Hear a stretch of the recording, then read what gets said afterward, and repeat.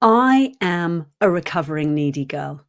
And if you often feel needy or insecure in your relationships, if you're constantly seeking validation from your partner, and if you feel empty without it, then darling, you're not alone.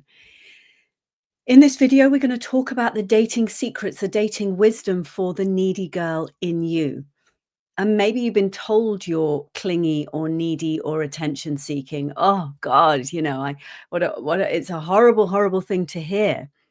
So, and it's not always true what people say. It can just be their perception. But in this video, we really are going to dive into the dating wisdom that will help you overcome your neediness and attract a healthy, loving relationship. Because if I can do it, I absolutely know that you can. So we're going to go from recognizing the signs of neediness to 3 ways to recover and feel secure and loved in a great relationship. And secure is the word there. And we're covering it all so you can transform your love life and become the confident and adored woman you've always wanted to be. Confident and secure, loved and adored. You can have all of that. So, I was absolutely a needy girl.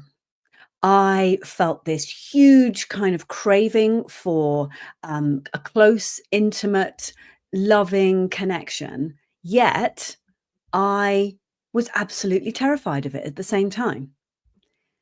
So I would want to lean forward and chase a guy and try to get that emotional connection. I would try and show him what a great person I was, what a great woman I was, how helpful I could be, how sexy I could be, all of that. And actually, then when I felt like I didn't get what I need back, then I would shut down and I would go quiet. And I would sort of become a bit colder or a bit spiky. So let's just talk about what neediness is. Excuse me. So Dr. Margaret Paul says, we are needy when we're empty because we abandoned ourselves by not taking responsibility for our own feelings. We are needy when we're empty because we abandoned ourselves by not taking responsibility for our own feelings.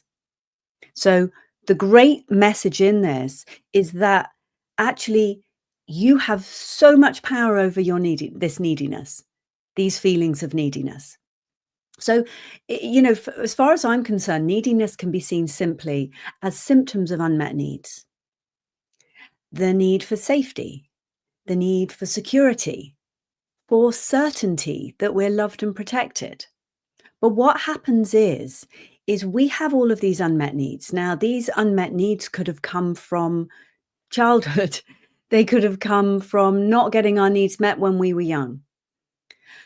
However, what we do now when we're really needy and clingy in a relationship is that we are trying to make our partner or our friends responsible for meeting those needs.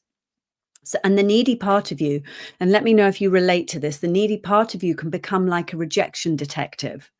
And I remember feeling that in me. I felt like I was a detective with a huge magnifying glass, just constantly looking out for when I was going to be rejected, when I was going to be let down. And sadly, and you may have really recognized this yourself in other people, needy energy can actually be really repellent to other people. So if you think about the people in your life that you know, if there are people who might be a bit insecure, but also quite needy, like they try and impress and they're trying extra hard. And you can tell that they're doing that because they just want approval. There is almost this feeling of wanting to get away from them, feeling repelled from them. And when people are repelled from us, if someone is being repelled from you because you have got that needy energy, you will get the opposite of what you actually need. And again, I really want to say that neediness isn't bad, but needy behavior will not get you what you want. But I really want to reframe neediness as really just symptoms of unmet needs. And we need to look at how you get those needs met. So in my practice, I've seen that when we're needy, when women are needy, women have less boundaries because we are willing to sacrifice what's important to us to get love, to get approval. So you can end up being more of a doormat, but underneath it, feeling really freaking angry and resentful. And let me know if you can relate to this. So, what can neediness look like? Neediness looks like persistently asking for confirmation of love and commitment from your partner. Like, he might tell you that he loves you and he shows you that he loves you, but you feel like you have to keep on asking.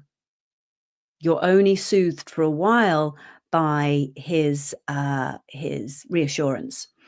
Another, doing things in order to get compliments or approval. So this is like a strategy. If I'm really helpful, if I help solve his problems, if I show him what a great cook I am, if I have sex with him early on in dating, then I will get more. I will be more liked by him, more fancied by him, more attractive to him. Another is wanting to spend every moment together and feeling insecure when you're not together.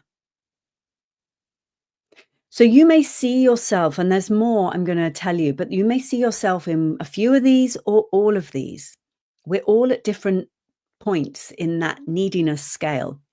You may have difficulty making decisions alone. You may find it really hard to trust your own intuition and your decision making ability. You may feel angry or sad or jealous when your partner spends time with other people. You may also feel quite pessimistic about the relationship, or you cycle between pessimism and optimism. Like, oh God, this relationship is absolute going nowhere. And then the next day it's like, oh yeah, it's all fine because you've had some reassurance from him. Another is sensitivity to criticism, even when it's delivered gently, or that you perceive things as a criticism, even when they're not. So, if you've just joined us, we're talking about neediness here and neediness in relationships and how that shows up. Another way it shows up is that persistent need for reassurance, and not just in the relationship, but often in many other areas of your life. So you're just needing reassurance that you're doing okay, that you're doing okay. Now, we all need reassurance. There's nothing wrong with wanting and needing reassurance. But when you will know if it's a very, very um, sort of overwhelmingly needy energy, it's like it's all consuming. It's almost like your sense of happiness and peace and equilibrium depends upon getting that reassurance. And the final is feeling and acting jealous without any evident cause. So our mind can run away with us, our thoughts can run away with us, and we think that our thoughts are our gut feeling, but they're really not. You know, sometimes our gut can and our thinking can connect, but often we can think our way into the worst case scenario. So if your partner or your boyfriend or your husband is out, I don't know, he goes out with his guy friends every once in a while, you may start to get it into your head, oh my gosh, there'll be women there at that bar. And what if he goes off with someone? And then you might find yourself texting him and lots. And before you know it, it starts to run out of control inside of you. So all of this needy behavior I've just outlined, it acts out when we are looking to our partner to meet those unmet needs. So the needy part of us has a thirst for reassurance that a man can never fully quench. The only person who can quench the thirst for those kind of desperate needs is you. When you were a child, your parents probably were the people to meet those needs. But for many of us, upbringing and childhood wasn't this perfect scenario with parents who were really emotionally mature and able to just be right there for us and be really attuned to us. So then what we do is we look at our partner and we go, "Oh, well, I want you to meet those needs." And it's like we have this kind of inner little child in us who is looking for parenting, and it's like we're holding her out to a man and saying, "You take care of her. She really is worried. She's upset and she needs reassurance." And what that does, it comes across as like, "Oh my gosh, it's too much." And it creates drama in a relationship. So my darling, if you experience these things, and anyone watching, please just let me know. Stick a like or a question if you resonate with this or have more questions. But again, you're not doing anything wrong if you're really needy and if you find yourself being needy. But just notice what it does to the quality of your interactions with your partner. What it does, how it affects you when you're dating. That very needy part of you has an unquenchable thirst when it comes to a man meeting those needs. He can quench them for like maybe a few hours when he reassures you, but actually it's for you to quench those needs and that thirst. And you can do it, because if I can do it, you can. What I did, and I'm going to share with you 3 ways to overcome this neediness and really move into feeling confident and secure in yourself so you can really have that relationship you want. So I became aware of my needy feelings. Like, I realized what they were. I identified them. I identified also what my needs are. Like, I realized that I really have I named it, and I said, "I'm a needy girl." I get really needy. I get insecure sometimes. And what I need, the sensitive part of me needs, is a solid, dependable, loving guy who does not shy away from relationships. Often when we are needy and insecure and anxious, we will have a habit of chasing after guys who are kind of hot and cold when it comes to relationship. They'll start off really hot and then they pull away.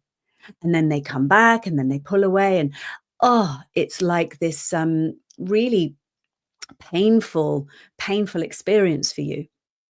So when I identified what are my needs, I have a need for safety and security. And to get that need met, I need a solid, dependable guy. A solid, dependable guy who's ready for a relationship, ready for intimacy. Also, and I'll share more with you here, is that I needed to learn how to tolerate more intimacy and closeness. So once I knew, okay, I get really needy and sensitive, I own it. I'm not going to beat myself up for it. I identified what my needs are, and then I chose a relationship accordingly. So this brings us to the first of the 3 ways to overcome neediness. The first, this is something for you to know, that it's the relationship that must meet your needs, not the man. When you look to the man to meet your needs, you're putting him in a parent role rather than a partner role. The relationship is what's created when the 2 of you come together and when you interact, when you communicate. So the relationship that needs to meet your needs is bigger than the sum of its parts. Its parts are the 2 of you, but the relationship is bigger. So here you actually look and go, okay, if I've got a relationship pot in front of me, this is what I bring to a relationship right now. And this man who I'm dating or in a relationship, this is what he brings. Now we can talk and see if we can both bring more. But does the relationship feed you? Does the relationship meet your needs? Not does he meet my needs? Not does he make me feel safe, but does what he brings to the relationship. It's a subtle mindset shift, but it's really important The relationship needs to meet your relational needs, not the man. When we are waiting for the man to do it, we get we have unfulfilled expectations. We get upset. We are looking for him to be like the perfect, almost parent. And he can't ever be that. So we will get disappointed. So focus on the relationship meeting your needs rather than the man. And then what happens when you do that? And I had an incredible experience of this, is that I was dating and in a relationship with a wonderful man, an absolute sweetheart. And we were able to look at the relationship that the two of us created and say, you're a great person and I love you. And I'm a great person and I know you love me. But together, is the relationship that we create, is it good for either of us? We're not bad people, but do we create a relationship that just doesn't work? That, my darling, is when you start growing your emotional intelligence. It's not personal. It's not personal then. There was nothing wrong with him and there's nothing wrong with me. We just weren't right for each other. Okay. The second piece of wisdom for dating and to overcome neediness is ask yourself, what is the vehicle I'm using to get my needs met? Am I looking for a chaotic man for security? Am I dating an emotionally reluctant man and hoping to get emotional intimacy? Am I dating someone, who lives far away, and hoping to have closeness and affection? So we need to look at the vehicle we're using to get those relationship needs met. And that's where you ask yourself, what is it that I really need? I'm a sensitive woman. I get needy sometimes. Own it, you know? And look at, so for example, this is an example I've used with a client recently. I said, if you are on the shoreline of the South Coast and you want to cross the English Channel and get to France, to the north of France, and you've got in front of you a kayak, a dinghy, you've got a big yacht that's crossed the sea many times. Which vehicle is most likely to get you to your destination, your desired destination? You know, and if you were to look at the different men who you might be dating at the moment, or the man in your life, it's like, is the relationship with him like a kayak? Is the relationship with him like a dinghy? You might get there, but you might have to turn back if things get rough.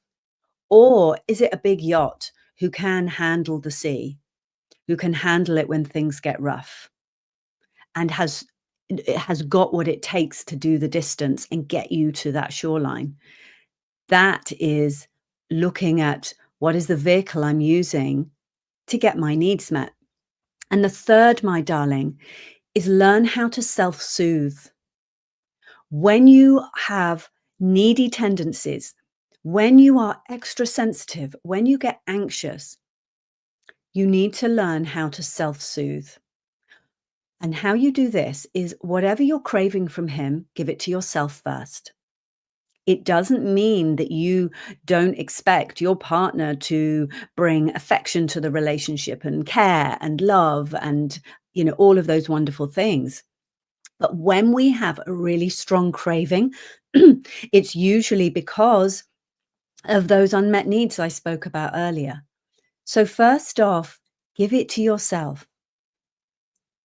Give yourself that love. Excuse me.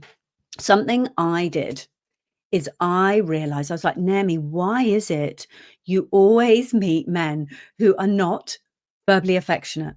Why? Like, since I was a teenager, they're not verbally affectionate. And I asked myself, I thought, okay, Naomi, take your own coaching. Whatever you're craving from men, give it to yourself. And I asked myself, how lovingly do I speak to myself? How affectionately do I speak to myself? And it was pretty much zero. It was not very affectionate, it wasn't very loving. So what I did is I had a practice, I would look at myself in the mirror and I would just say, "I love you. I love you. I love you so much. You're doing great." If I was upset when I was dating, if I felt rejected, I would look at myself in the mirror when I was crying and say, "You're doing great. You keep on going. You'll get there." I became my own cheerleader. And then very quickly, I started attracting men who were verbally affectionate, who would tell me, "You're beautiful. Wow, what an amazing woman you are." And I realized it was me that was pushing that away because I struggled to receive that. And it takes vulnerability to receive verbal affection. And also, even though we're craving it, and also it takes vulnerability to give it. So I learned how to give it. I learned how to let him know how he makes me feel. And that when he plans these lovely dates, it makes me feel really special. So remember, if you get turned down by a date, it's not because there's anything wrong with you. That's how you can soothe yourself. And if you catch yourself in the needy pattern, you can catch yourself in that needy pattern and step in and be your cheerleader. Be the kind of loving parent to that anxious, needy child in you. This is you raising your self-awareness, you know. This is you, and this is deep. You know it's deep. If you come here and watch what I do, you know it's deep. If you have any questions, please do pop them in the chat. And I would love to share with you. If you really like this, I'd love for you to watch another video I have done. It's a short one, but it's called Process Your Feelings, a guide to authentic connection. And I will put the link to that in the description so that you can watch the next one. Again, if you have any questions, please, or comments, do pop them in the chat. Otherwise, I will see you in the next video and I will see you in the next live stream. Loads of love.